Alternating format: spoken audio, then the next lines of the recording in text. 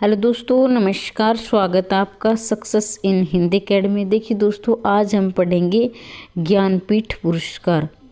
और ज्ञानपीठ पुरस्कार जैसा कि आप सभी जानते हैं हर परीक्षा में पूछा है जाता है, चाहे वो एस्टेट हो, एस्टेट टीजीटी पीजीटी हो, या केवीएस एनवीएस DSSB या EMRS यानी टीजीटी पीजीटी नेट, यानी जिस भी एग्जाम में हिंदी साहित्य पूछा जाता है तो ये सभी एग्जाम के लिए बहुत महत्वपूर्ण वीडियो है। और बार बार प्रश्न बनता है, एक तो ज्ञानपीठ पुरस्कार से बनेगा या फिर ये रचना किसकी है ये भी बन सकता है। तो ये दो तीन तरह से प्रश्न बनते हैं। यहाँ से सन भी पूछे जा सकते हैं, किसकी रचना ये भी पूछे जा सकता है, या फिर कौन सा पुरस्कार मिला ये भी पूछा जा सकता है। तो देखिए ध्यान से, शुरुआत करते हैं। वीडियो छोटी रहेगी लेकिन काफ़ी महत्वपूर्ण है।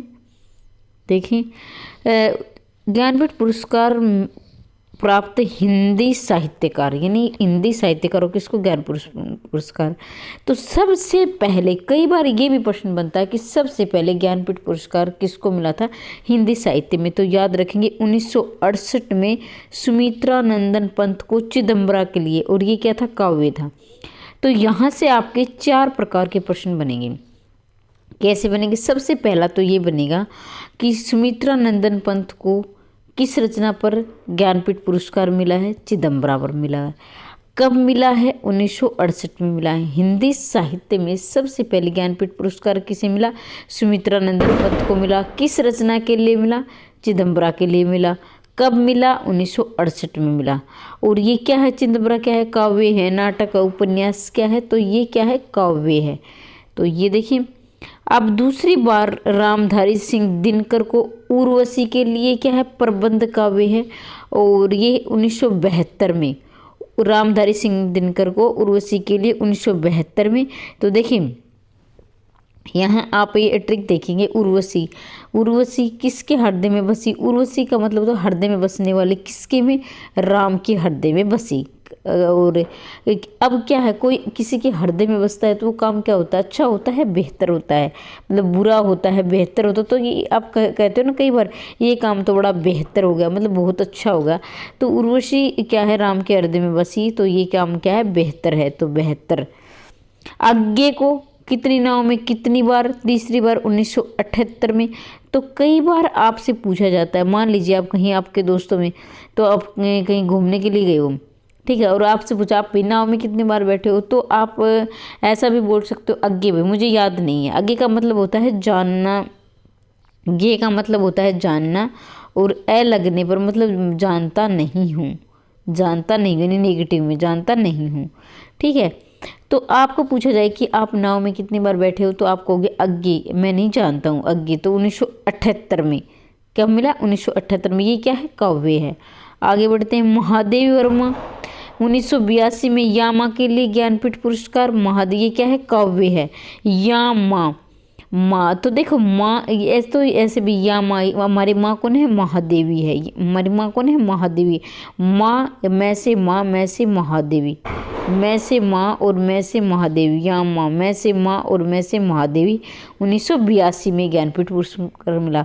तो कई बार ये प्रश्न भी बनता है कि हिंदी साहित्य में एकमात्र कवित्री जिसे ज्ञानपीठ पुरस्कार मिला, यानी एक रचना के लिए, किसी एक रचना के लिए एकमात्र, ध्यान दीजिए, एकमात्र कवित्री यानी महिला जिसको ज्ञानपीठ पुरस्कार मिला। तो एकमात्र यानी सिर्फ महादेवी वर्मा ऐसी है जिन्हें एक रचना के लिए ज्ञानपीठ पुरस्कार मिला था, और वो था महादेवी वर्मा। और यामा के लिए ये क्या है? काव्य है।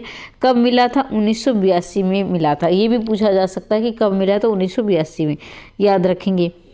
फिर क्या है? 1992 में, फिर 10 साल के बाद नरेश मेहता को संपूर्ण साहित्य के लिए, 82 के बाद, ध्यान रखेंगे 1982 के बाद ये संपूर्ण साहित्य में दिया जाने लगा था। 1982 से पहले तो ये 4 रचनाओं के लिए देखें यहाँ, 68वें सुमित्रा नंदन को चिदम्बरा के लिए, 72वें रामधारी सिंह दिनकर को उर्वशी के लिए, 78वें कितने नाव में कितनी बार आगे के, और 82वें महादेव वर्मा को यामा के लिए। 82 के बाद 1992 में नरेश मेहता संपूर्ण साहित्य के लिए।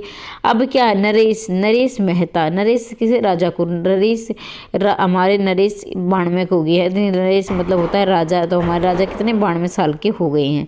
ऐसे भी निर्मल वर्मा 1999 संपूर्ण साहित्य को, निर्मल वर्मा न से निर्मल, न से 99, देखो निर्मल 99, ऐसी धुन आ रही है थोड़ी आवाज़ से, निर्मल 99, निर्मल 99, ठीक है।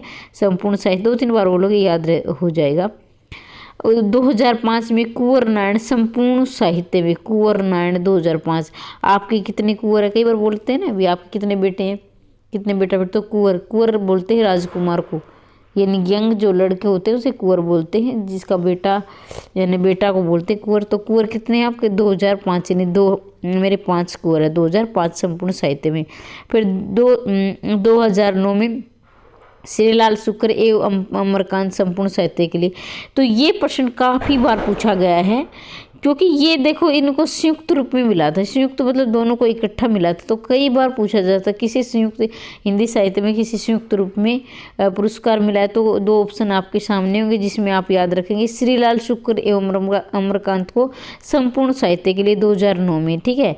फिर है केदारनाथ सिंह, केदारनाथ 2013, भाई 13 वो बोलते हैं ना कि केदारनाथ कौन गया है, तो भाई तेरे घर में केदारनाथ कौन गया है, 13 मतलब 13 तेरे घर में, यानी तेरे घर में मतलब 13, तो 13 तैसे 13 तैसे 13, तेरे घर में केदारनाथ कौन गया है, तो केदारनाथ सिंह संपूर्ण साहित्य के लिए 2013 में।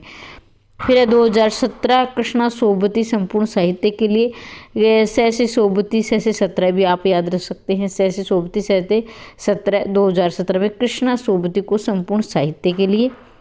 तो देखो ध्यान रखें, यहाँ मैंने पहले वैसे बता भी दिया है, फिर आप नोट करके यहाँ लिखा गया है। देखिए 1983 ईस्वी से ज्ञानपीठ पुरस्कार किसी एक कृति के बजाय संपूर्ण साहित्य के लिए दिया जाने लगा, यानी 1983 के बाद ज्ञानपीठ पुरस्कार किसी एक कृति के लिए नहीं, एक रचना के लिए नहीं, मतलब ये संपूर्ण साहित्य के लिए दिया जाने लगा है, ठीक है। देखिए यहाँ आप देखोगे 1982 में मिला था महादेव वर्मा को यामा के लिए, उसके बाद 83 के बाद ये संपूर्ण साहित्य के लिए दिया जाने लगा।